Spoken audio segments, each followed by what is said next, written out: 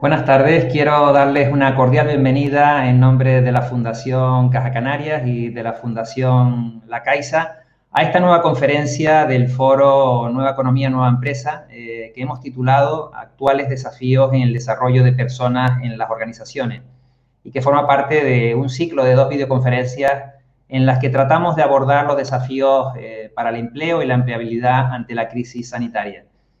Bueno, este foro es una iniciativa conjunta de la Fundación Caja Canarias y la Fundación La Caixa, enmarcada en su amplia colaboración en acción social entre las dos instituciones, y viene contando con la colaboración o la dirección técnica de la Fundación FIDE Caja Canarias y la Asociación Española de Directivos AED.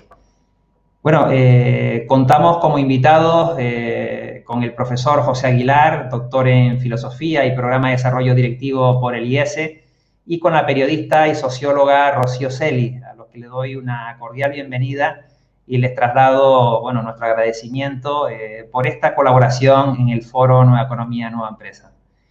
El objetivo que nos planteamos con esta conferencia y coloquio es reflexionar que tras la conmoción por los intensos cambios a los que nos enfrentamos tras la crisis sanitaria, debemos rediseñar muchas de las políticas que seguimos en las organizaciones, incluidas las que afectan al rol y al desarrollo de las personas.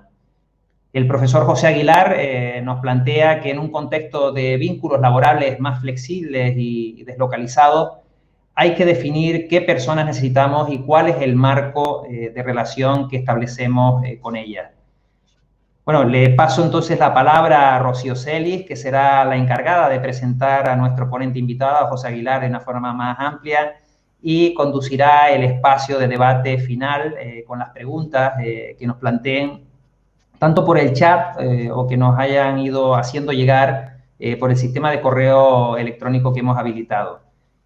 Rocío Celis es periodista, colaboradora habitual con nuestros programas, especialista en divulgación y educación del liderazgo, la comunicación y la gestión del talento. Espero que esta conferencia les sea de ayuda para reflexionar sobre el empleo y la empleabilidad en este nuevo mundo que se está reconfigurando. Y bueno, le cedo la palabra ya a Rocío Celis. Adelante, Rocío. ¿Qué tal? Buenas tardes, Francisco. Buenas tardes a todas y a todos. Desde el Foro Nueva Economía, Nueva Empresa de la Fundación Caja Canarias y la obra social La Caixa, tal como ha explicado Francisco Reyes, pues abrimos un nuevo espacio de encuentro, de reflexión, inmersos como estamos en una vorágine de cambios que la crisis desatada por la COVID-19 pues ha incrementado, ¿no? Planteando desafíos muy serios a las organizaciones y obligando a repensar, a rediseñar la gestión y el desarrollo de las personas que conforman las empresas que conforman estas organizaciones. Bueno, pues para esto, para ayudarnos a enfocar estas transformaciones, hemos invitado esta tarde a Foroe, pues a uno de los principales expertos españoles en gestión del cambio, el profesor José Aguilar López. Profesor, buenas tardes, bienvenido. Hola, muy buenas tardes. Muchas gracias. Le escuchamos estupendamente. Bueno, pues este doctor en Filosofía y Programa de Desarrollo Directivo por el IES compagina su actividad profesional con la labor docente. Actualmente es socio director de Mind Value, una firma especializada en el asesoramiento a la alta dirección, y al tiempo dirige la Cátedra Nebrija de Dirección Estratégica de Universidades y la Cátedra de Comportamiento Humano en las organizaciones de la Escuela de Negocios de Navarra. Tiene en su haber varios reconocimientos. Vamos a destacar algunos, entre otros, el Oscar al mejor profesor, otorgado por los alumnos de la Escuela de Humanidades y Negocios que recibió en 2008. Anteriormente, en 2006, obtuvo junto a Javier Fernández Aguado el premio del Management International Forum al mejor libro de management del año por el título La soledad del directivo. Pero además, su pensamiento también ha quedado reflejado en numerosos libros, entre los que, por el momento crítico que estamos viviendo, nosotros destacamos ahora el titulado Crecer después de una crisis, desarrollo del compromiso para modelos de crecimiento sostenible. Bueno, pues con el profesor Aguilar López queremos abordar precisamente los actuales desafíos en el desarrollo de las personas en las organizaciones. Le agradecemos mucho, profesor, que esté hoy con nosotros en estos tiempos de transformaciones tan rápidas, ¿no? Transformaciones tan retadoras para las organizaciones y para las personas que las conforman. Como ha explicado Francisco al término de su conferencia, hemos reservado unos 15 minutos para trasladarle las preguntas, las inquietudes de quienes nos acompañan esta tarde en su videoconferencia. Así que cuando quiera, es su tiempo, le escuchamos. Muchísimas gracias. En primer lugar, a Francisco Reyes y a la Fundación Caja Canaria por su amabilísima invitación y también, por supuesto, a Rocío por su más que amabilísima presentación, que no sé si genera muchas expectativas, pero bueno, lo importante va a ser sobre todo el diálogo que vamos a mantener a lo largo de los próximos minutos sobre un tema que yo creo que a todos nos importa, nos afecta, nos toca de cerca. No es una reflexión teórica, sino que es una reflexión acerca del momento que vivimos, del modo en el que ese momento impacta sobre nuestras vidas, sobre nuestras carreras y sobre las expectativas de nuestros negocios. Quería empezar con la portada de un disco. Esto me pone un poco de años, el mencionar un disco de Supertramp, pero es un disco icónico que se titulaba Crisis, What Crisis, ¿no? Me parece que es una buena pregunta, ¿qué tipo de crisis vivimos, no? Crisis, ¿qué crisis, no? Bien, es evidente que la crisis que estamos atravesando es una crisis de enorme intensidad, ¿sí? Pero al mismo tiempo es una crisis coyuntural, no lo olvidemos, porque a veces la fuerte intensidad de una crisis puede de alguna manera deslumbrarnos, ¿eh? Es como cuando nos vemos de pronto sometidos a una luz muy intensa que hace que nuestras pupilas dilatadas intenten rápidamente adaptarse a ese nuevo entorno porque se ha producido un cambio brusco. Pero el hecho de que el cambio sea brusco no significa necesariamente que sea un cambio sostenible en el tiempo, ¿sí? Vamos a distinguir hoy entre las crisis intensas, pero de una duración limitada, respecto de otras crisis tal vez menos espectaculares, tal vez no tan urgentes, pero que sí van a generar y están generando, de hecho, cambios de una enorme intensidad, muy profundos y sobre todo duraderos en el modo en el que trabajamos, ¿sí? Yo les diría esta tarde que de alguna manera la COVID-19 está enmascarando cambios más profundos que nos afectan de manera más sostenible en el tiempo y que tenemos que saber diferenciar de esa situación absolutamente urgente que todos estamos viviendo. ¿Qué crisis estamos viviendo? Estamos viviendo sin duda una crisis espectacular desde el punto de vista de salud pública, en algo tan importante para todos porque está muy abajo en la pirámide de Maslow, que es nuestra salud. Esa crisis inmediatamente se traslada a una crisis económica, ¿sí? El parón que supone las diferentes formas de confinamiento o de cuarentena que hemos vivido a nivel global ha supuesto simultáneamente dos cosas en términos económicos. En primer lugar, una contracción brutal de la demanda, es decir, hemos consumido menos, y también una contracción muy fuerte de la oferta, en el sentido de que mucha actividad productiva ha quedado directamente congelada como consecuencia de esta crisis. Por lo tanto, tenemos una crisis, en primer lugar, sanitaria, en segundo lugar, económica y en tercer lugar, social. Porque si no sabemos manejarlo bien, pues la crisis económica se convierte en una crisis social, como comentaré a continuación. Entonces, podríamos pensar, esta crisis es de una magnitud formidable.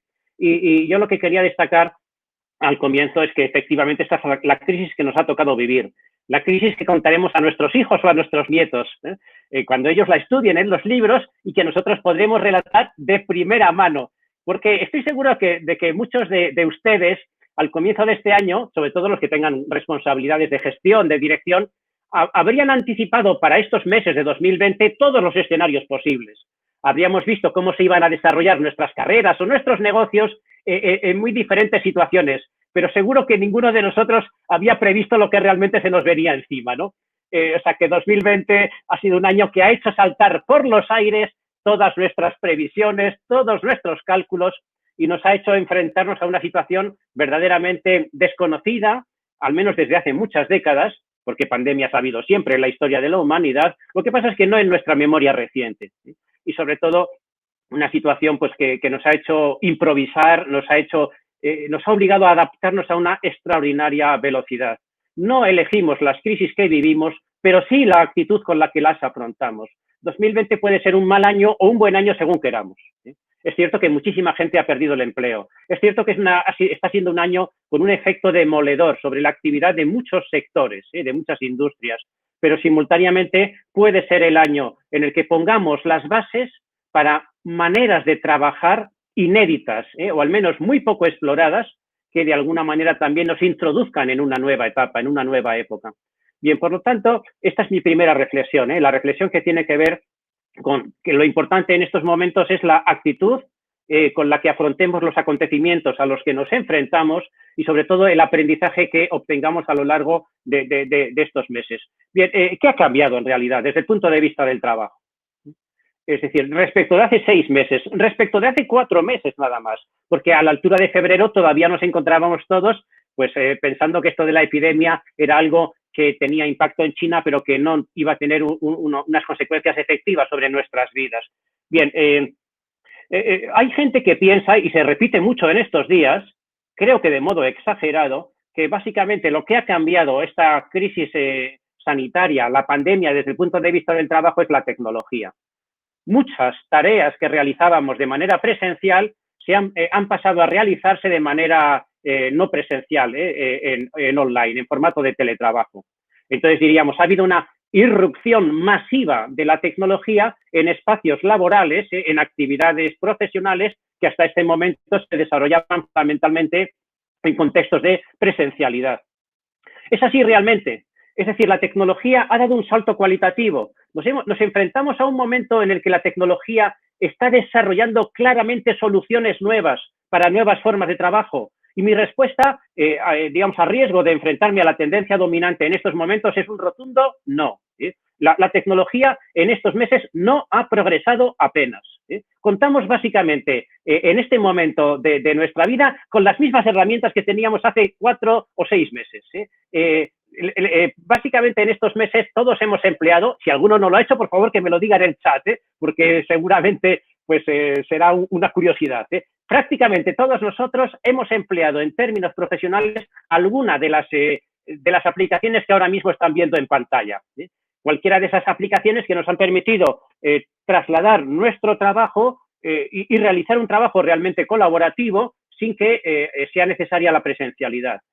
Todo tipo de herramientas de videoconferencia han experimentado un auge espectacular en estas últimas semanas y meses. Estas aplicaciones son recientes, son desarrollos que han surgido como consecuencia de la crisis, en absoluto. Son aplicaciones que en ocasiones tienen muchos años, que en términos tecnológicos significa que tienen siglos, es decir, pues que son muy antiguas. Lo que ha cambiado básicamente es el modo en el que las personas nos hemos enfrentado y hemos implementado el uso de estas aplicaciones en procesos laborales concretos y reales. Porque, saben, la tendencia del ser humano es que cuando se enfrenta a algo nuevo, al menos para él, piensa que es nuevo en absoluto, pero no lo es en realidad. El hecho de que yo no conociera una herramienta o no la utilizara y en estos meses la haya tenido que utilizar todos los días, no significa que la herramienta sea nueva, sino que el que estaba obsoleto era yo, que teniendo esa herramienta a mi alcance no la utilizaba. Miren, según la opinión de muchos expertos, realmente la crisis sanitaria no ha supuesto un gran salto en términos tecnológicos. Lo que ha supuesto es un efecto catalizador. La catálisis es la aceleración de procesos que ya estaban en marcha, de tal manera que la implementación de soluciones de trabajo colaborativo que tenían una expectativa de implementación masiva a lo mejor en 2, 3, 4 años, pues se han implementado de manera masiva en 2, 3, 4 semanas. Es decir, hemos acelerado procesos que en realidad ya estaban en marcha con tecnologías que en realidad ya estaban disponibles. Por lo tanto, desde el punto de vista tecnológico, yo creo que lo que se ha producido es una aceleración de procesos, pero no una novedad en términos absolutos. Otra idea que se ha difundido ampliamente en estos meses, en estas semanas, es que la crisis ha supuesto probablemente un incremento en la productividad, en la eficiencia, en el sentido de que muchos profesionales cualificados, por ejemplo, en una gran ciudad, pues cientos de miles de profesionales cualificados, en un día antes de marzo, se desplazaban a sus puestos de trabajo gastando todos los días en cualquier gran ciudad de Europa o del mundo millones de horas de personal altamente cualificado simplemente en una tarea no productiva como eran los desplazamientos. E incluso una vez que hemos llegado a nuestros puestos o a nuestros centros de trabajo, nos encontrábamos con que pues perdíamos tiempo pues en conversaciones sociales, en encuentros de pasillo, en comentarios con colegas, con lo cual, en teoría, una implementación masiva del teletrabajo se tendría que haber transformado, se tendría que haber traducido en un incremento también masivo de la productividad, porque estamos suprimiendo traslados y estamos suprimiendo conversaciones sociales en contextos profesionales. todavía no tenemos los estudios cerrados, pero ya les anticipo como primicia que realmente la implementación masiva del teletrabajo en muchísimas organizaciones no ha supuesto un incremento de la productividad, y lo van a entender muy bien, por dos motivos. En primer lugar, porque el teletrabajo cambia la forma de trabajar, pero no cambia a las personas, y por decirlo en términos, si quieren, demasiado coloquiales, el que trabajaba bien, la persona realmente comprometida, la persona que ponía los 5 sentidos y todo su esfuerzo en sacar adelante el trabajo que se le encomendaba en un contexto presencial, lo sigue haciendo en contexto online, a través del teletrabajo. Y el que era un vago, disculpen la expresión, lo sigue siendo. El teletrabajo no me convierte en un trabajador eficiente, que yo, mi manera de trabajar, pues tras mi marco de trabajo de un espacio o de un lugar a otro. Y hay un segundo motivo por el cual el teletrabajo no ha supuesto, de hecho, un incremento drástico en la productividad. Y es que el teletrabajo, más allá de las teorías, se acaba convirtiendo en la práctica en situaciones reales de trabajadores reales que tienen las casas que tienen. Todos tenemos la casa que tenemos. Un hogar maravilloso, sin duda, pero con unos condicionamientos claros. ¿Cuánta gente ha trabajado en estas semanas, en estos meses, en una cocina? Porque ese es el lugar donde tenía mejor cobertura o donde tenía una mesa en condiciones o mejor iluminación. ¿Cuánta gente ha trabajado en el salón en un lugar de paso de su propio entorno doméstico? ¿Cuánta gente ha trabajado con niños? Si quieren, luego compartimos un poco nuestras experiencias al respecto. Pero claro, en realidad el teletrabajo ha sido la forma que hemos tenido, digamos, de sacar adelante nuestra actividad cuando no era posible desplazarnos a los centros de trabajo, pero no necesariamente esto se ha convertido o se ha traducido en un incremento drástico de la productividad. Sin embargo, por seguir avanzando, hay otro factor que impacta, digamos, sobre el efecto, yo creo que a veces un poco, ¿cómo les diría?, efímero de los cambios que ha supuesto la pandemia sobre las formas de trabajo. Y es la extraordinaria capacidad humana para el olvido. En un primer momento, la crisis supone una conmoción de gran magnitud. La crisis golpea, digamos, las bases mismas de nuestra seguridad, nos conmociona y reaccionamos en consecuencia. Pero una vez que se atenúa el impacto, o al menos la apariencia de gravedad de la crisis, porque ya veremos qué ocurre en los próximos meses, de pronto el ser humano olvida esa conmoción y recupera a cierta velocidad incluso hábitos, maneras de trabajo o de vida previos al COVID. Estamos fíjense, desde el punto de vista de la movilidad, desde el punto de vista de nuestros hábitos de ocio, desde el punto de vista de nuestros hábitos de consumo y también, de manera progresiva, desde el punto de vista de nuestras prácticas laborales o profesionales, en cuanto se atenúa un poco el susto, el miedo a la crisis, de pronto volvemos a lo que hacíamos antes. Es exasperante la lentitud con la que cambiamos los seres humanos. A veces pensamos que cambiamos muy rápido y de verdad nos cuesta un poquito cambiar.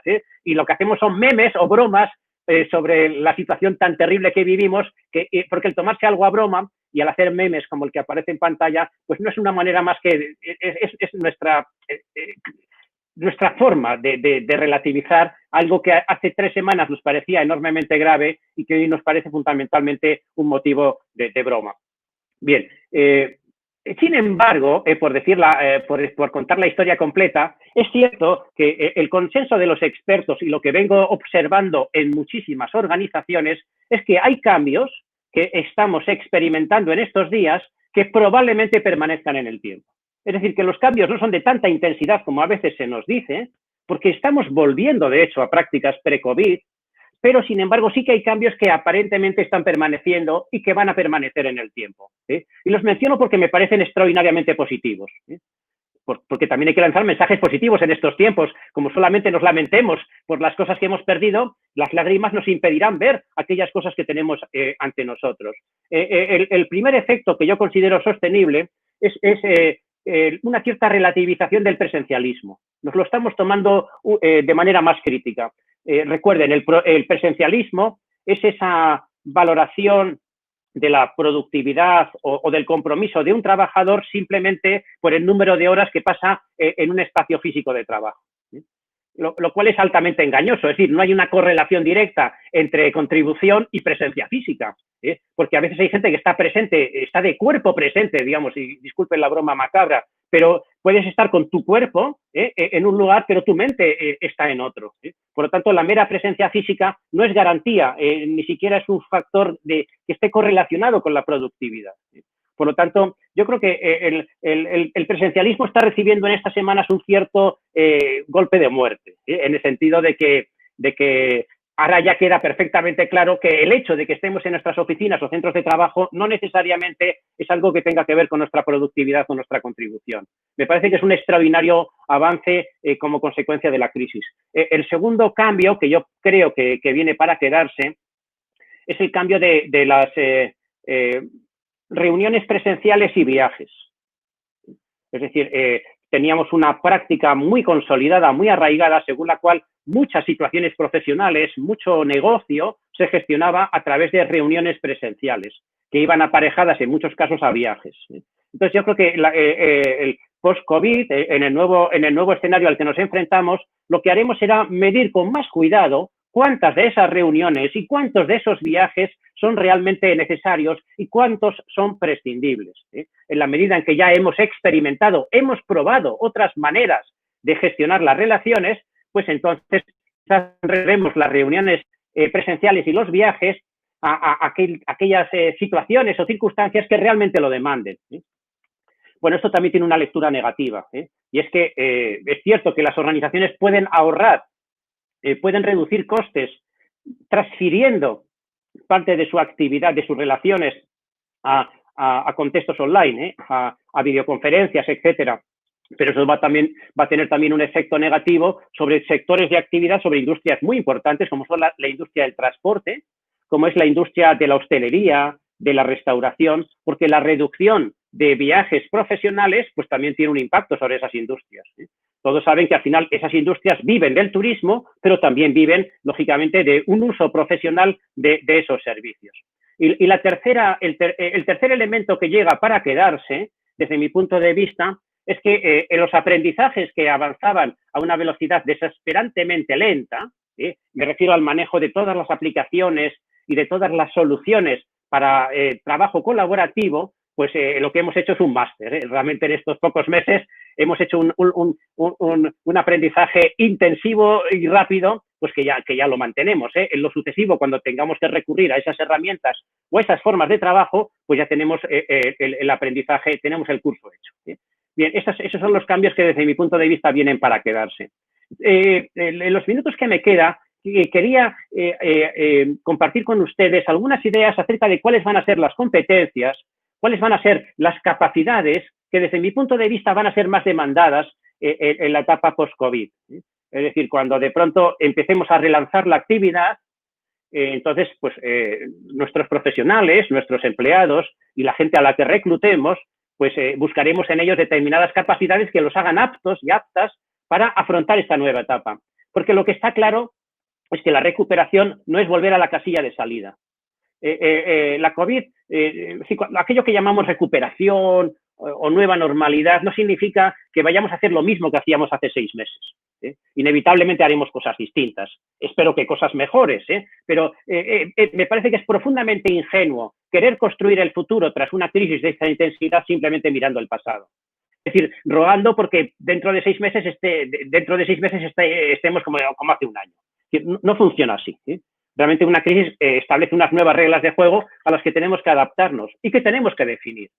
Entonces, ¿cuáles van a ser las competencias profesionales? ¿Cuál va a ser el talante de los profesionales más capacitados para el relanzamiento? Es decir, ¿qué profesionales necesita o demanda el crecimiento que ahora todos esperamos y necesitamos? Entonces, yo les diría que en primer lugar lo que vamos a necesitar son profesionales con un alto grado de autonomía. Y se lo explico, puede parecer un poco sorprendente que mencione la autonomía como competencia profesional. Para mí va a ser una competencia profesional crítica en los próximos meses. Les presento en pantalla 2 imágenes que a mí me han emocionado, a veces hasta las lágrimas, se lo reconozco. La imagen de abajo recoge, porque me parece que es muy buena metáfora, la COVID y lo que hemos experimentado en estos meses, es decir, la crisis sanitaria, es una muy buena metáfora de lo que debe ser la crisis o el cambio también desde el punto de vista laboral y profesional. En la imagen de abajo aparece la salida de una UCI. Aprovecho, digamos, para manifestar realmente mi admiración, mi agradecimiento sin límites a todo el sistema sanitario, y particularmente al sistema público, y a todos los profesionales que lo conforman, que incluso con una penuria, con una escasez de recursos, pues han sido capaces de hacer frente de la mejor manera posible a la crisis a la que nos hemos enfrentado. Y me emocionaban especialmente las imágenes de la salida de las UCIs. Es decir, cuando un paciente superaba la fase más crítica de la enfermedad y podía salir, podía abandonar esa UCI para continuar su recuperación en planta y poco después en su casa. En ese momento, algunos de esos profesionales admirables despedían a ese enfermo entre aplausos de ellos y lágrimas de quienes lo veíamos. Es decir, ¿qué es lo que está ocurriendo? Me gustaría que reflexionasen unos momentos sobre esta imagen. Lo que está ocurriendo básicamente es que unas personas, como consecuencia de una crisis, se han visto en una situación de extrema necesidad. Y por lo tanto, ha hecho falta que el sistema saliese en su defensa, es decir, les prestase la ayuda incluso para que ellos o ellas pudiesen mantener con una ayuda externa las funciones vitales más básicas. Eso es una UCI en realidad, es un entorno donde la incapacidad del enfermo para desempeñarse a nivel vital en su forma más básica, pues requiere un tipo de apoyo externo. Bien, efectivamente, es cierto que en una sociedad, una sociedad desarrollada, en una sociedad moderna, en un estado social, no nos podemos permitir el lujo de que un cierre masivo de la actividad económica deje de pronto a miles de personas en Canarias, por ejemplo, o a millones de personas en el conjunto de España en una situación de extrema vulnerabilidad o incluso próximos a una situación de extrema necesidad. Entonces, es necesario, lógicamente, pues que salgamos como país, ¿no? En defensa de esas personas y veamos la manera de satisfacer sus necesidades más básicas, generando fuentes de ingresos, generando rentas, que puede ser, por ejemplo, un ERTE, ¿no? Un expediente de regulación temporal de empleo. Personas que ya no pueden seguir prestando sus servicios profesionales, laborales, pero pueden al menos mantener unos ingresos pues para atender al menos las necesidades más básicas de sus familias, ¿no? Eso es una UCI. Una UCI son los remedios que una sociedad, y además debe ponerlos, una sociedad debe poner esos remedios, porque si no se rompería el pacto social, porque si no, al final, piénselo, somos personas generalmente propensas a cumplir las normas, incluso las tributarias en estos momentos de declaración de la renta, ¿no? Pero ¿por qué estamos dispuestos a hacer eso? Porque hay un pacto social, porque entendemos que los beneficios que se derivan de nuestra convivencia social son mayores incluso que los costes que nos suponen para cada uno de nosotros. Si realmente las instituciones no estuviesen en condiciones de apoyarnos en situaciones dramáticas o drásticas que se puedan presentar como consecuencia de una crisis, la credibilidad misma del sistema se vendría abajo. Pero piénselo también, ¿cuál es el objetivo de una UCI? Que alguien permanezca de manera continua, de manera indefinida, bajo los cuidados extraordinarios, por ejemplo, de un respirador. Fíjense, lo bonito de una UCI es que son aplaudidos los enfermos cuando salen, no cuando entran. Es decir, cuando de pronto esa persona recupera la capacidad de respirar por sí misma, de realizar sus funciones vitales básicas sin la necesidad de un apoyo externo. El éxito de un sistema social, de un sistema de protección social, es que los individuos sean autónomos. Y cuando ya puedo prescindir de esas ayudas, entonces ya aplaudimos todos. También me ha encantado la foto esa por ejemplo, de centros hoteleros, de hoteles que después de estar cerrados durante meses, han podido abrir sus puertas, han relajado las medidas de confinamiento y porque se han abierto las fronteras del país. Y entonces, en esos momentos, por ejemplo, mencionaba la imagen de un hotel personal, pero me refiero al personal al personal de cocina, al personal de recepción, al personal de habitaciones, que sale a aplaudir a los clientes que llegan. Es decir, a esos clientes que han recuperado mayor libertad de movimientos, a esos clientes que han podido recuperar la capacidad de decidir acerca de su ocio, del empleo de sus recursos, ¿no? Esos aplausos me encantan. ¿Y qué significan esos aplausos? Pues que aplaudimos a la gente cuando sale. Aplaudimos a la gente cuando empieza a ser autónoma, cuando empieza a decidir por sí misma. Cuando yo les recomiendo, sé que algunos o muchos de ustedes pues tendrán empresas que se han visto afectadas por la crisis y que han tenido que a lo mejor pues activar un expediente de regulación temporal de empleo. Tienen a empleados en un ERTE. Al menos a mí lo que me encantaría es que esas personas que han tenido que estar sin actividad durante unos meses, cuando se reincorporen a sus puestos de trabajo, pues sean recibidos con aplausos.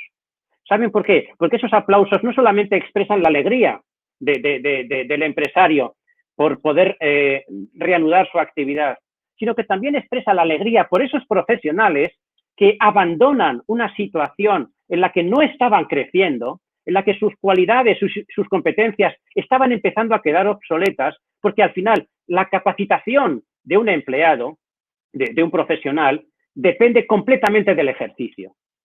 Por lo tanto, es muy importante que la gente cuanto antes recupere su actividad. Es decir, que consideremos siempre las medidas de protección social absolutamente imprescindibles en estos momentos como una solución pasajera, cuyo éxito radica precisamente en la masiva reincorporación de todas las personas que podamos, cuantos más mejor, a su puesto de trabajo en el menor tiempo posible. Esto está inventado, como saben, hace décadas, cuando se distingue claramente entre políticas pasivas de empleo y políticas activas de empleo. Las políticas pasivas es simplemente salir al rescate de las personas que han perdido su principal fuente de ingresos, pero las políticas activas consisten básicamente en facilitar a las personas que cuanto antes se reincorporen a una actividad productiva.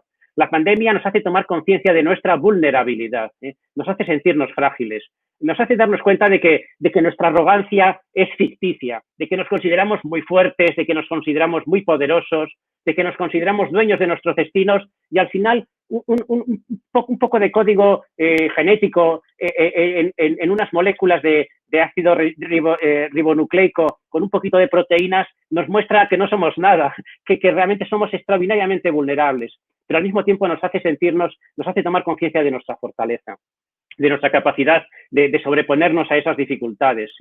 Fíjense, ya lo decía Jean-Paul Sartre, un filósofo francés hace un siglo, ¿no? Decía, con Hitler éramos más libres. Nadie más que Sartre era contrario o era enemigo de la ideología totalitaria, del nazismo. Pero, ¿por qué decía eso? Porque precisamente cuando nos falta la libertad, cuando sentimos que nuestro margen de actuación se reduce, es cuando somos más conscientes de que debemos, del valor que tiene nuestra autonomía.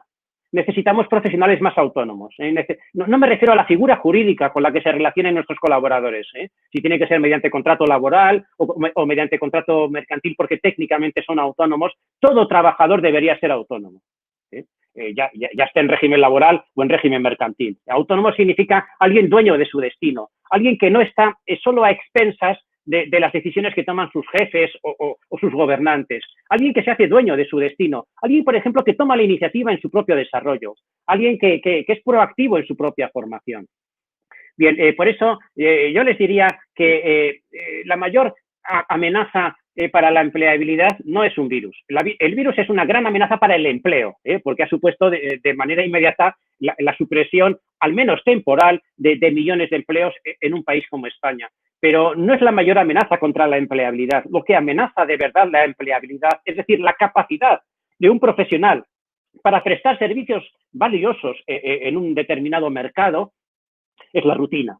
La rutina es un virus demoledor, porque la rutina lo que hace es convertir a un buen profesional de hace 2 años en un profesional obsoleto de hoy. La autonomía consiste en que realmente nos sentimos dueños de nuestras carreras, dueños de nuestros destinos, y aunque estemos trabajando en régimen laboral, y aunque trabajemos en una misma empresa, a veces durante años o incluso décadas, seguimos teniendo la conciencia de que nuestro futuro está básicamente en nuestras manos. Lógicamente siempre con la red que debe existir de la protección social que una sociedad como la nuestra debe prestar siempre.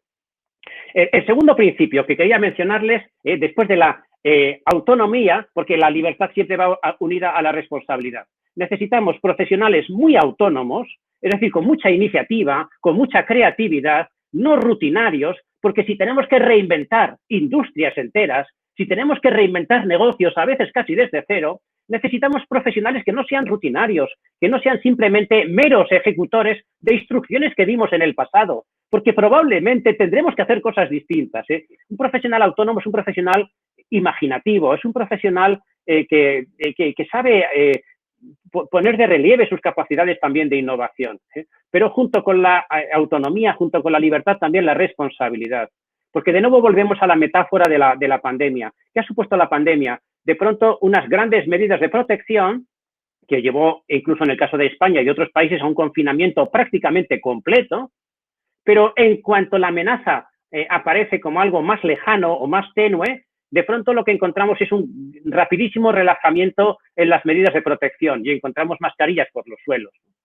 Lo que les quiero decir es que la responsabilidad tiene que ver con que los cambios que supone una crisis deben ser sostenibles. No podemos simplemente cambiar para sobrevivir, cambiar como consecuencia de un estímulo inmediato, pero volver de nuevo a las andadas, volver de nuevo a nuestras prácticas habituales en cuanto la amenaza se disipa. Es decir, sería un poquito triste que después del enorme coste, en primer lugar en términos de vidas humanas, que es lo más importante que ha supuesto la COVID, tengamos que asumir todos esos costes y no nos beneficiemos de las ventajas que también nos pueda aportar esta situación, sobre todo en términos de aprendizaje. Bien, en tercer lugar quería mencionar otra competencia que me parece crítica en estos momentos, que es la resiliencia, ¿sí? O sea, tenemos en primer lugar la autonomía, recapitulo, en segundo lugar la responsabilidad y en tercer lugar la resiliencia. La resiliencia, básicamente, como saben, es caminar a través de la adversidad y salir reforzado, ¿sí? La resiliencia no es simplemente pasarlo mal y poner buena cara, ¿sí? No es simplemente una imagen ante la galería, ¿sí? La resiliencia es la capacidad no solamente de soportar una situación difícil, sino de reaccionar ante ella, ¿sí? Es decir, la persona resiliente no es una persona que simplemente se come sus lágrimas, ¿sí? La persona resiliente es una persona que llora, ¿sí? Que experimenta el sufrimiento y el dolor de una crisis, pero que inmediatamente busca la manera de rediseñar su futuro y el futuro de su negocio mediante una respuesta efectiva. Por eso la resiliencia, insisto, no es una cuestión de imagen, es una cuestión de realidad.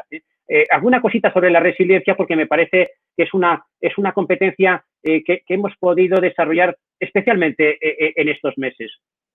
Porque las crisis, ahora lo comentaré con más detalle, las crisis en realidad lo que hacen es mostrarnos que ponen de manifiesto la obsolescencia de lo que hacíamos antes. Se dice mucho en estos días que a lo que denominamos normalidad tras la COVID, ¿cómo les diría? No es que de pronto todo vaya a ir bien, ¿sí? Porque lo que antes no era normal, por el hecho de que pasemos por la COVID, no va a ser normal después.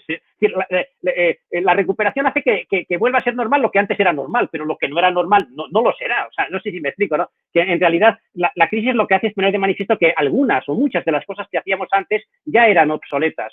Y ser golpeados por una crisis lo que hace es acelerar la obsolescencia. Aquellos modelos de negocio o aquellas formas de trabajo que ya estaban en una fase de gran madurez, que ya apenas aportaban valor, la crisis es un vendaval que pone de manifiesto que precisamente ya estaban en la etapa pues prácticamente de decrepitud, es decir, matan antes lo que ya en el fondo estaba muerto, ¿sí? En términos laborales o en términos de modelo de negocio. Por eso me gusta mucho la metáfora que relata Lewis Carroll, este escritor británico, en Alicia tras el espejo.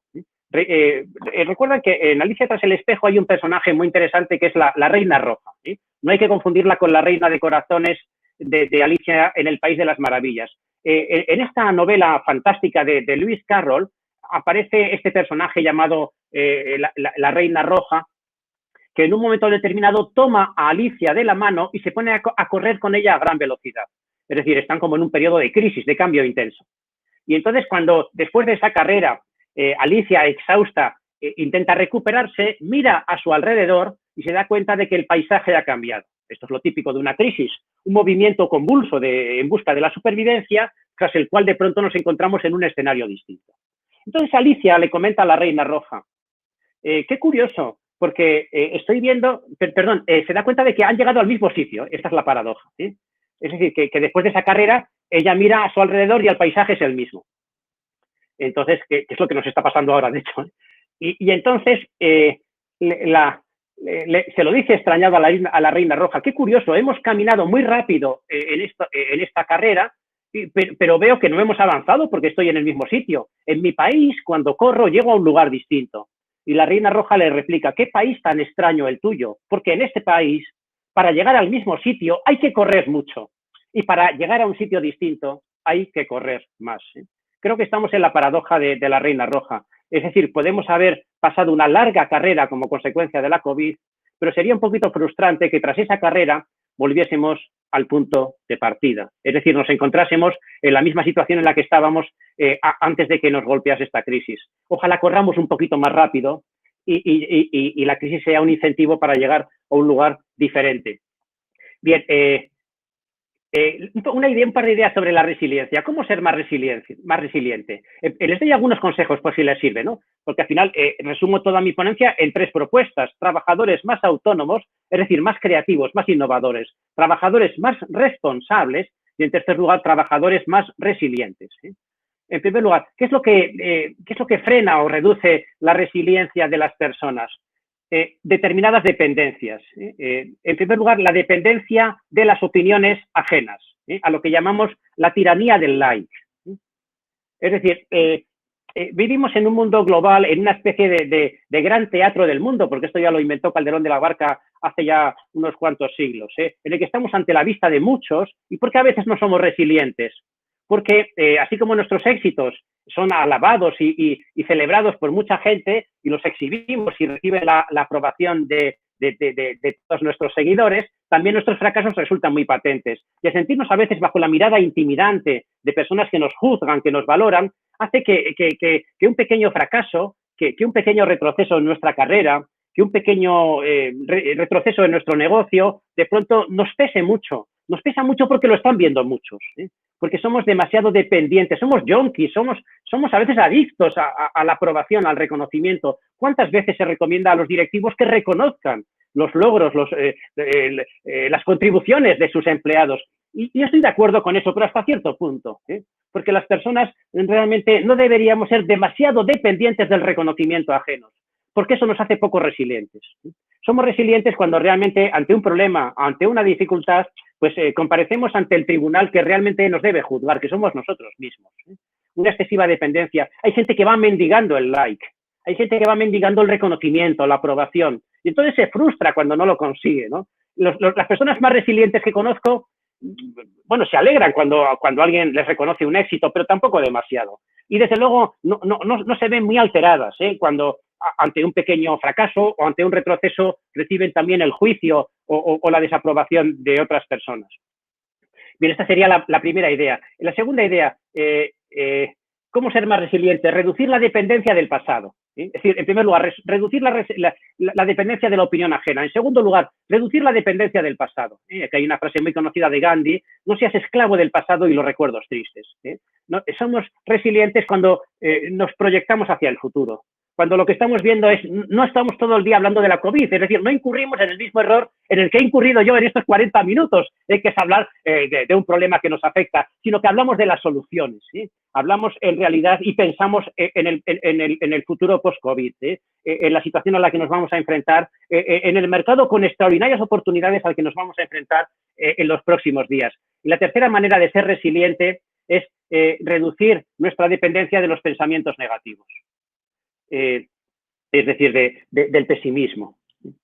Yo creo que estos momentos, sin frivolizar, siendo conscientes del enorme dolor que ha producido la epidemia, tanto en nuestro entorno más próximo como a nivel global, tenemos que ser también personas que fomenten, y por favor, cuando recluten personas, cuando identifiquen entre sus colaboradores a los más aptos, a las más aptas, para impulsar el relanzamiento de sus negocios, para impulsar el relanzamiento de sus carreras profesionales, pueden buscar gente más o menos inteligente, gente con más o menos idiomas, pero siempre lo que necesitamos son personas optimistas, personas con una visión positiva, personas que miren el futuro y que intenten conquistarlo. Es decir, necesitamos trabajadores y empleados que no sean esclavos, no sean rehenes de experiencias pasadas por dolorosas que hayan resultado. De las experiencias hay que obtener un aprendizaje, pero inmediatamente proyectarnos en el mundo en el que vamos a vivir el resto de nuestros días, que se llama futuro. Muy bien. Por eso acabo simplemente con una reflexión.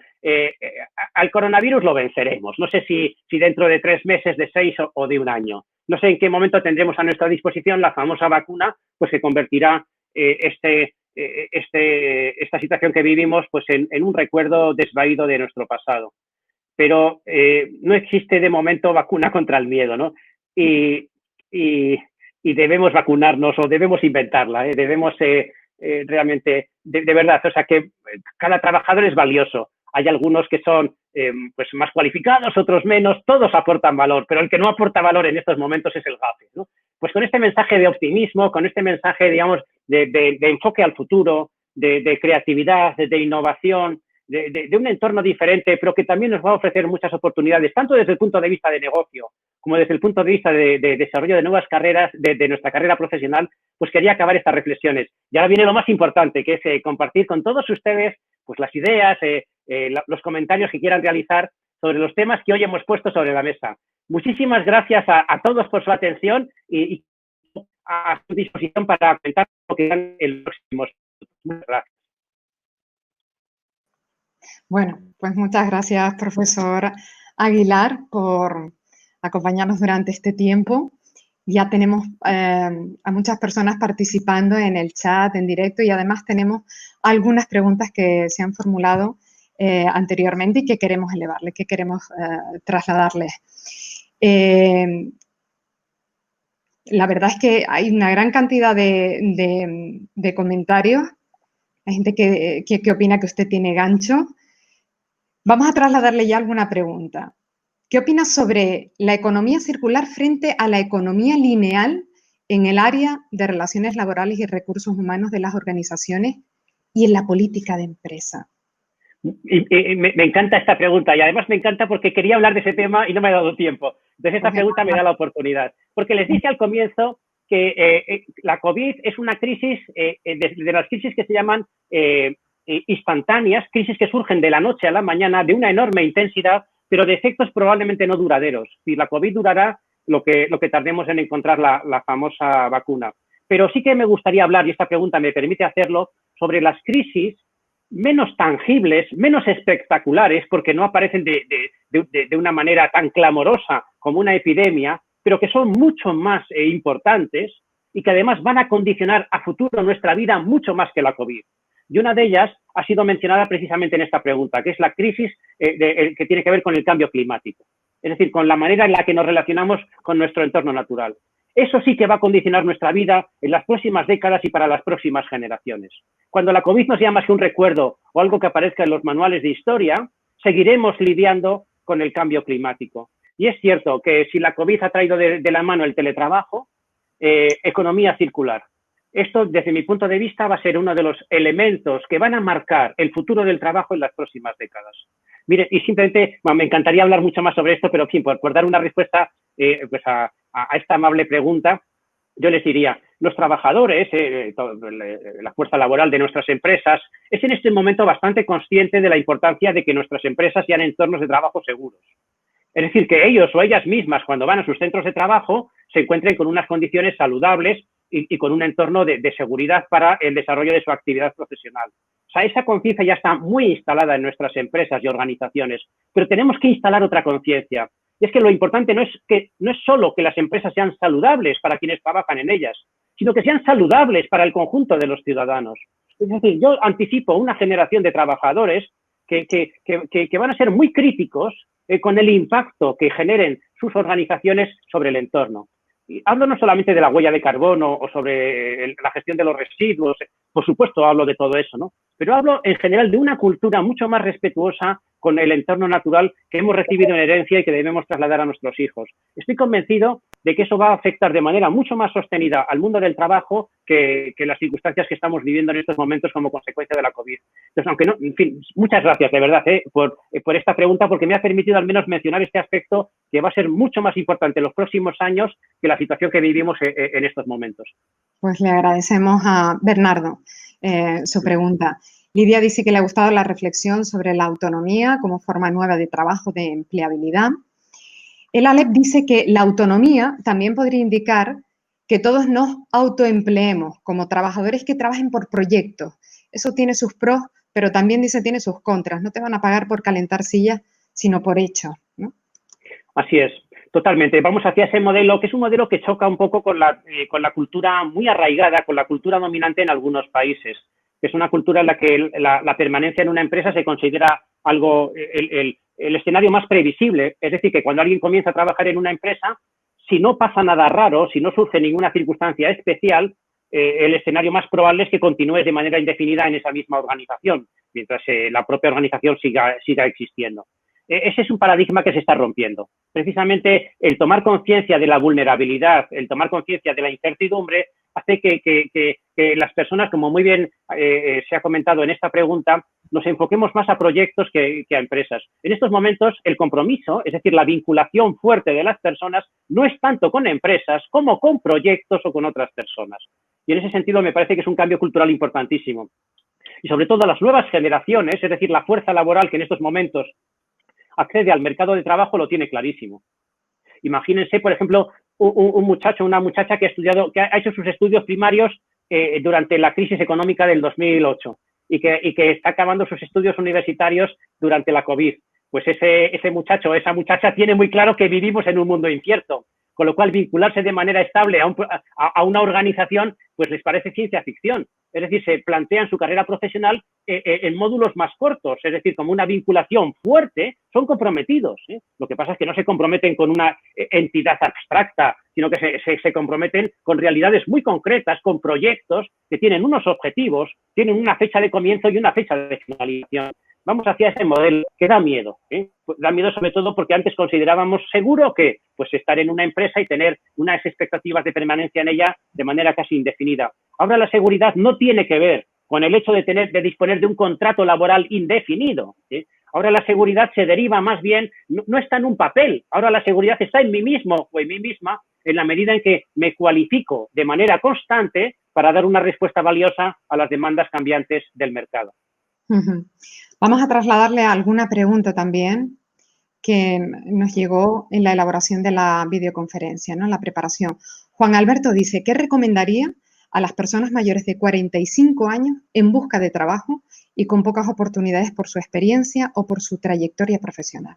¿Qué le parece? Bueno, es una pregunta. Aquí sí que estamos hablando de dramas que pasan inadvertidos, porque cuando viene la COVID, pues salen las cámaras a la calle, tenemos imágenes de los hospitales.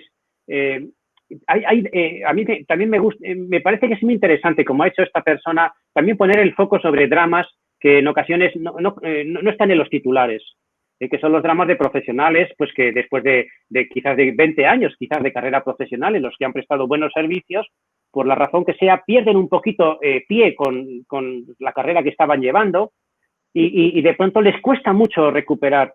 Entonces, ahora se habla mucho de la necesidad de recuperar el talento gris, ¿no? Ese talento pues que quizás no tiene la pujanza o la energía, digamos, vital que pueda tener alguien recién egresado de una escuela o de una universidad, pero que tiene esa experiencia, ese conocimiento acumulado que puede seguir siendo extraordinariamente valioso. Una sociedad como la nuestra no se puede permitir el lujo de despreciar el talento acumulado en profesionales con una larga trayectoria que generalmente estamos arrinconando. Y me parece que eso es malo no solamente para ese profesional que ve como que su carrera profesional pues casi se agota o se termina de una manera muy prematura, sino que es una pérdida muy importante para nuestro propio tejido productivo y para nuestra economía en su conjunto. Ojalá seamos capaces de relanzar la actividad económica de manera que demos oportunidades a los jóvenes, pero también demos oportunidades a esos profesionales senior que nos pueden seguir aportando mucho. Siento no poder dar una respuesta más específica, pero al menos a la persona que me formula esta pregunta le envío pues un abrazo y un mensaje de solidaridad, porque me gusta también que seamos conscientes de problemas que se presentan en nuestra sociedad que a veces pasan inadvertidos. Profesor, le pregunta Javier, ¿qué opina de la adaptación del teletrabajo para el sector servicio, especialmente el turismo? Porque a primera vista parece que no es compatible. Es cierto, el turismo, que es una actividad tan importante en una comunidad como Canarias, pues siempre ha sido una actividad muy vinculada a la presencialidad, porque el servicio es algo en lo que todavía demandamos un rostro humano. De verdad, un mensaje también a todas esas personas que trabajan en servicios, que pueden parecer a veces trabajos no muy cualificados. De verdad, cuánto me indigno cuando se habla de la poca cualificación o del poco valor añadido de determinadas profesiones o actividades que más allá del reconocimiento social y más allá de la recompensa económica, prestan un servicio de valor incalculable y que son el soporte de tantas familias y de la economía de comunidades enteras. Y en ese sentido, claro, ¿cómo teletrabajamos cuando realmente lo valioso de nuestro trabajo es la cercanía? Cuando lo valioso de nuestro trabajo es la sonrisa, cuando lo valioso de nuestro trabajo es la proximidad con el cliente, con sus demandas, con sus necesidades. Yo le quería dar la vuelta un poco al argumento y le diría a la persona que ha preguntado que así como hay tareas en las que hemos descubierto que debemos migrar claramente hacia el teletrabajo, yo reivindicaría el valor incalculable del rostro humano en otras muchas actividades. Ese rostro humano puede estar cubierto por una mascarilla, puede estar un poco alejado como consecuencia pues, de esa distancia social que en estos momentos se impone. Pero yo de verdad, se han hecho experimentos, podríamos mencionarlos otro día, sobre la automatización de procesos en el sector servicios. Cómo se puede atender, por ejemplo, pues centro de hostelería o incluso muchos de los servicios que se prestan en un hotel a través de robots. Pero mi experiencia, al menos por lo que he visto, es que de verdad reivindicamos lo humano, donde lo humano es un factor diferencial, es un elemento claramente de valor añadido. El teletrabajo, o sea, demos al teletrabajo lo que es el teletrabajo y demos a los humanos lo que es de los humanos. Manuel plantea lo siguiente. En el nuevo entorno en que nos encontramos, VUCA, ¿no? El acrónimo de volatilidad, incertidumbre, complejidad y ambigüedad, y que hoy son la constante en el mundo empresarial, un reto nada fácil de asumir para quienes lideran o aspiran a liderar sus equipos o sus empresas hacia el éxito. En este nuevo entorno, ¿qué será más determinante? ¿Las características y rasgos individuales de las personas o la cultura y el clima laboral de las empresas o organizaciones? Sí, en realidad las dos realidades van asociadas. La cultura la hacemos las personas y a las personas nos hace la cultura. En ese sentido, pues es un poco como la gallina y el huevo, por dónde empezamos, ¿no? Yo creo que al final algunas de las culturas que hemos vivido en el pasado, pues las tendremos que cambiar como consecuencia del nuevo entorno de negocio al que nos enfrentamos. Y claro, aquí hay casos como muy concretos, como por ejemplo, pues cuando se dice, pues realmente, pues en un país como España la gente es muy de abrazo, muy de proximidad física. Nuestra cultura nos lleva a un contacto, a una gran cercanía, mientras que a lo mejor otras culturas, pues eran más de distancia, de respeto a la privacidad, a ese espacio íntimo o personal de cada individuo. El otro día me contaban muy gracioso de Estonia, que es un país donde la incidencia de la COVID ha sido muy baja, y decían, estamos deseando que acabe este confinamiento con una distancia de 2 metros para volver a nuestra distancia de 5 metros, que era la distancia que teníamos previamente, ¿no? Sí, porque de hecho aquí la incidencia de la pandemia ha sido menor porque ya de siempre nos mantenemos todos a una enorme distancia de los demás y muchas de nuestras relaciones son puramente telemáticas, ¿no? Pues en un país como España que seamos telemáticos parece que va contra nuestra idiosincrasia. Yo diría que las organizaciones necesitamos trabajar simultáneamente en los dos frentes. Un cambio cultural, pero ese cambio cultural necesita personas que sean las movilizadoras, los líderes. Al final, el cambio cultural necesita un líder y el líder siempre es una persona de carne y hueso, que es la que va inculcando esas nuevas maneras de relacionarnos, esas nuevas prácticas que acaban calando y acaban siendo asumidas por el conjunto de la organización. Por lo tanto, yo diría trabajar simultáneamente las dos dimensiones, ¿no? Dimensión cultural y dimensión de las personas, sobre todo aquellas que sean prescriptoras de comportamientos, a quienes técnicamente llamamos líderes. Antonio preguntaba cómo podíamos lograr que los cambios producidos en las personas perduren, ¿no? Más productividad, mayor resiliencia. Yo creo que con su exposición ya ha quedado clara, ¿no? Su pensamiento en este sentido ha quedado claro. No sé si en alguna otra ocasión podríamos profundizar más en este aspecto. Laura pregunta, señora Aguilar, habla de la necesidad de incorporar trabajadores autónomos, optimistas, positivos, resilientes. Si ya contamos con un equipo de trabajo, ¿cómo potenciamos el cambio? Claro, esa es la gran dificultad, porque en principio si yo partiera de cero podría establecer unos parámetros, unas condiciones, pero yo le devolvería la pregunta a ella, ¿no? Con todo cariño, en el sentido de que al final las personas cambian cuando tienen referentes, cuando tienen prescriptores, cuando tienen líderes, ¿no? Es decir, el cambio más difícil no es el cambio de estructuras organizativas, no es el cambio de procesos, no es el cambio de herramientas. El cambio no supone comprar aplicaciones de software o implementar un montón de algoritmos en nuestros procesos. El cambio comienza y culmina en las personas. Y así como un cambio en proceso se puede hacer en la pantalla de un ordenador o sobre el papel, en realidad el cambio más importante es el que se escribe en las personas. Necesitamos personas que realmente sean capaces de provocar ese cambio. Los momentos estables, ¿se acuerdan cuando había momentos estables, no?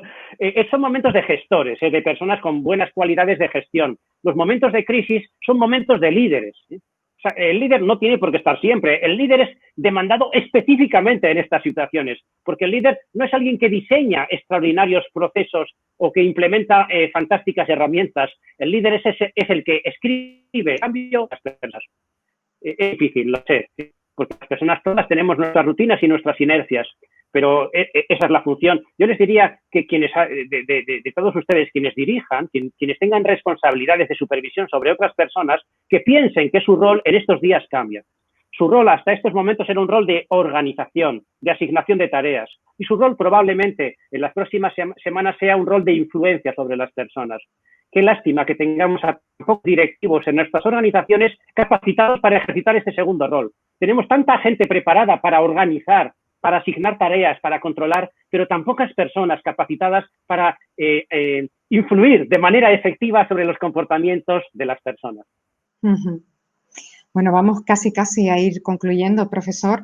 Dice Angelina que está muy interesada en saber qué personas necesitamos en momentos de crisis. Ya usted ha explicado competencias, ¿no? Capacidades profesionales. Sobre todo dice de qué personas debemos prescindir. Y si no podemos prescindir, pregunta, ¿cómo establecer relaciones para evitar brotes de malestar en la empresa? Sí, es cierto que puede haber personas pues que de alguna manera representen el antimodelo, ¿no? Que resulten tóxicas. Vamos a ver, todas las personas son valiosas. Esto no es un juicio sobre las personas, ¿eh? Es un juicio sobre sus comportamientos profesionales. De entrada, hay que ser enormemente respetuosos y con la dignidad de cada individuo. Otra cosa es que juzguemos determinados comportamientos profesionales que a veces son funcionales y a veces son disfuncionales. Y yo les diría, insistiría en mi idea, que lo que necesitamos son personas optimistas y que lo que no necesitamos son personas gafes, ¿eh? Prescindir de personas, pues bueno, a veces no habrá más remedio, pero a veces también tenemos recursos para ubicar en posiciones de menos valor añadido o de menos impacto en el negocio a personas pues que no nos están siguiendo, ¿eh? Y apoyarnos, yo lo diría en positivo, vamos a apalancarnos en aquellas personas que realmente puedan ser un impulsor y un motor de cambio y de transformación en estos momentos que vivimos. Pero de verdad, el mensaje que les quiero trasladar es un mensaje de que el objetivo no es volver a como estábamos, ¿eh? O sea, simplemente recuperar niveles de actividad. El objetivo es que como consecuencia de esta crisis salgamos mejor, salgamos reforzados. Y bueno, si nos creemos de verdad que esto puede ser así, probablemente seamos difusores en nuestros propios entornos de esas ideas y conseguiremos grandes beneficios de algo que inicialmente ha supuesto enormes pérdidas. Ya. Profesor, plantea Dácil si hay herramientas o metodologías que pueda recomendar para incentivar actitudes de trabajo relacionadas con las competencias que ha mencionado, ¿no? O cómo ayudar a los trabajadores de una organización a adaptarse a ese cambio. Lo propio de una situación de cambio es que es novedosa, o sea, me enfrenta a situaciones novedosas y en general las herramientas y metodologías de las que disponíamos solo parcialmente nos ayudan, ¿eh? Eso es lo bonito de una crisis, que nos hace inventar, porque habrán visto que en estos meses se recurre mucho al concepto de protocolo. Y parece que ante una situación difícil, lo que todo el mundo reclama y demanda y pide son protocolos, ¿no? Los protocolos siempre vienen después. Y primero nos enfrentamos a un problema, buscamos soluciones de manera imaginativa, de manera creativa, y una vez que hemos encontrado la mejor forma de resolver el problema, es cuando formalizamos el protocolo. ¿El protocolo quién lo pide? El gestor. Es decir, la persona que sabe gestionar una segunda vez, una tercera vez. El líder es el que gestiona una primera vez. Y para la primera vez, desgraciadamente, no contamos con protocolos, no contamos con herramientas o metodologías. Algunas hay, y si la persona que lo ha formulado, me falta tiempo, quiere que le asesore de manera más personal, de verdad, con todo, me ofrezco. O sea, si me escribe, con mucho gusto, pues le puedo dar alguna orientación particular. Pero sabiendo que hay reservas, que hay limitaciones, porque todo lo que hasta ahora ha funcionado, pues solo parcialmente va a funcionar en un contexto diferente. Bueno, pues así, toma nota y se pone en contacto con el profesor. Tenemos que concluir ya porque ya nos hemos pasado de tiempo, son las 7:05. Profesor José Aguilar López, le agradecemos mucho este rato, esta hora larga que nos ha dedicado, y agradecemos también la participación de todas estas personas en el chat que han enriquecido enormemente las aportaciones que nos podía hacer esta tarde el profesor Aguilar. Así que a todas y a todos, muchas gracias, buenas tardes y hasta la próxima.